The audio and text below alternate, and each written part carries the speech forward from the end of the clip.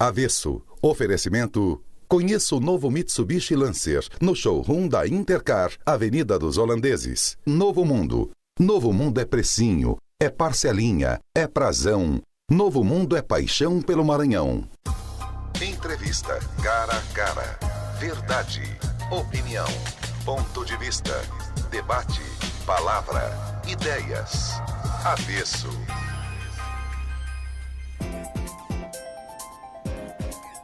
Boa noite, senhora. Boa noite, senhor. Terça-feira, Avesso. Terra, sinônimo de poder, de riqueza. Terra, muita disputa, muita gente já matou ao longo da história, ao longo da existência do homem. Muita gente já matou e morreu em função de terra. Hoje nós conversamos com o Padre Naldo, coordenador da Comissão da Pastoral da Terra no Maranhão. Boa noite, Inaldo. Boa noite, Emílio. Querido, Américo. Emílio é meu filho. Querido, o seguinte, o que é a Pastoral da Terra? A Pastoral da Terra é um organismo vinculado à Conferência Nacional dos Bispos do Brasil, fundada em 1975, que desde o começo quis ser uma presença da Igreja, uma presença diferenciada em relação à presença anterior de cunho catequético, para ser uma presença na defesa de direitos, a defesa de direitos de camponeses ameaçados de expulsão. É a consequência da opção pelos pobres? Com certeza. A CPT nasce dessa opção pelos pobres, que começa no Concílio Vaticano II, ganha corpo no Concílio Vaticano II, depois se estende para Medellín, e ela nasce nesse contexto da preocupação de bispos, de padres, de religiosos, da igreja toda, com as questões vitais da humanidade. A igreja se movimentou nessa direção, mas isso não deveria ser ação de governo? Ou o governo é omisso? O governo é omisso, né? Depois, se a gente considera a própria formação do Estado brasileiro, a formação dos governos, não tem o que muito esperar deles nesse sentido de garantia dos direitos. O governo brasileiro é sempre parte da elite. Isso se mantém, se manteve, se mantém, e é uma tendência de se manter. Você acredita no poder, num possível poder vindo da base? Acho que uma questão que tem que ser, nós estamos trabalhando nisso, os movimentos sociais trabalham nessa perspectiva de fortalecimento da sociedade civil. O que a gente viu ao longo da história do Brasil, tem visto um poder estatal, o governo sempre muito forte, em detrimento da sociedade civil. Ao ponto de alguns afirmarem que nós nunca chegamos a ter uma sociedade civil nesse país. Lula traiu a si próprio ou traiu as origens? Os dois. Traiu os dois? Eu considero Lula um traidor na medida em que criou uma expectativa em torno de si, mas construiu, junto com setores populares, uma possibilidade de ter um Brasil diferente, em que o governo pudesse não controlar a sociedade civil, mas que o governo pudesse ser controlado pela sociedade civil. O que nós vimos foi o contrário disso, e a repetição do que foi ao longo da história, do acordo entre elites para ficar tudo do igual. Mesmo jeito. Exato. Quando ele se aproximou de determinadas lideranças políticas, nesse instante, quem votou nele se sentiu traído? Acho que não. Ou foi depois? Depois. Tem uma situação que é, assim, a traição, que eu considero,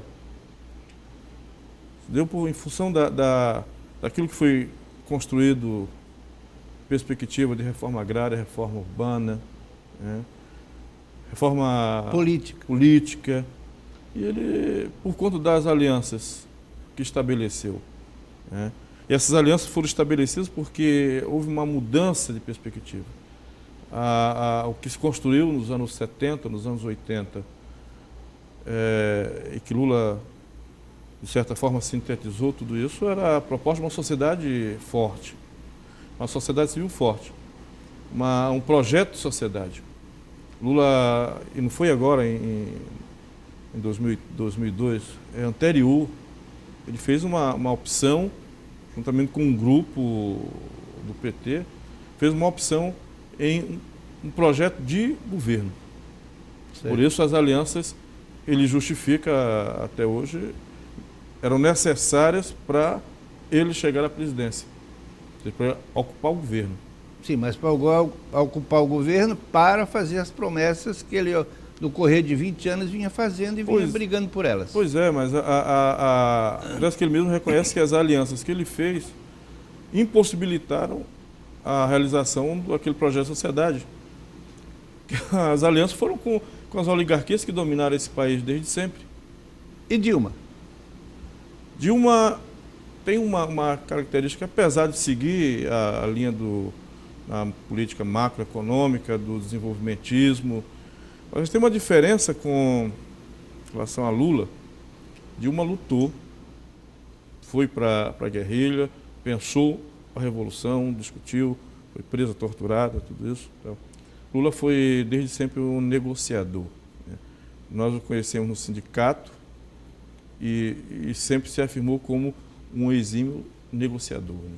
Dilma veio de outra vertente, apesar de ser classe média. Lula saiu de Pernambuco, no pau de arara, para São Paulo. Mas Dilma tem uma discussão política que a torna diferente.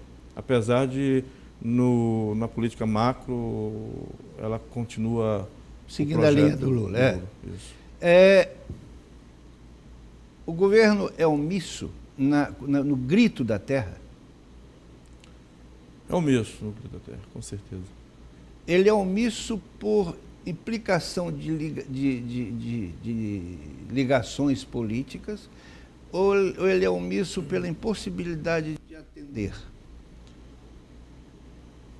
Aí a gente precisa entender a formação desse país.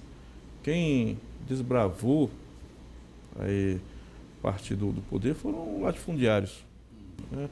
Foi dividido em capitanias, depois distribuído as terras aos amigos do rei, que permanece até hoje. Então, o poder que nós conhecemos no interior desse país é o poder do latifúndio, desde sempre, e permanece hoje. Foi o latifúndio, o latifundiário, quem escolheu prefeitos, juízes, vereadores, polícia. Então, teve na própria história da formação do Brasil, tem isso que permanece até hoje. De modo que a ação do Estado, de um Estado que faz aliança com as oligarquias, vai ser sempre muito limitada, se não omissa completamente. Mudou o nome, mas continua o feudo? Mudou. Agora se fala de agronegócio, né? Ninguém mais quer falar de latifúndio. Há uns 2 anos estava num debate lá dentro do INCA e um latifundiário, o desembargador Gersino, se referindo a ele como fazendeiro, ele pediu a palavra, doutor, eu não sou fazendeiro, eu sou um empresário. E beleza. Agora, é um sofisma, né? Claro, porque as relações, porque aqui o que constitui o latifúndio são relações. Relações que ele estabelece com as pessoas que ocupam a terra, relação que ele estabelece com o meio ambiente. Não é uma figura solta, né, o latifúndio. São as relações. E as relações permanecem iguais, com pouca mudança, porque é evidente, numa sociedade em que a informação pode circular com mais rapidez, uma ação violenta de um latifundiário, ela pode ser conhecida de imediato pelo mundo, o que há 10, 15, 20 anos atrás era impossível, ou era mais difícil que o mundo tomasse conhecimento. Mas as relações dentro desses latifúndios, onde permanecem ainda trabalhadores, é a mesma desde 1600. Inclusive com a existência de trabalho escravo. O Maranhão, ano passado, em 2010, registrou 18 casos de trabalho escravo, com trabalhadores escravizados, Em 2011 foram 23 casos de trabalho escravo no Maranhão. Um número menor de trabalhadores escravizados, em 2011 foram 101 trabalhadores escravizados, em 2010 havia sido 118, mas o número de casos se ampliou significativamente, 18 para 23 casos. Essa aceitação da exploração é porque ele não tem opção?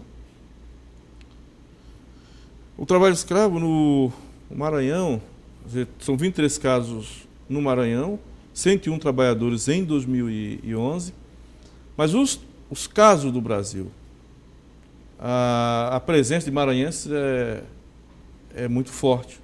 Situações em que a maioria absoluta de trabalhadores resgatados é maranhense. Se a gente pega as origens desses trabalhadores, vai encontrar exatamente o latifúndio.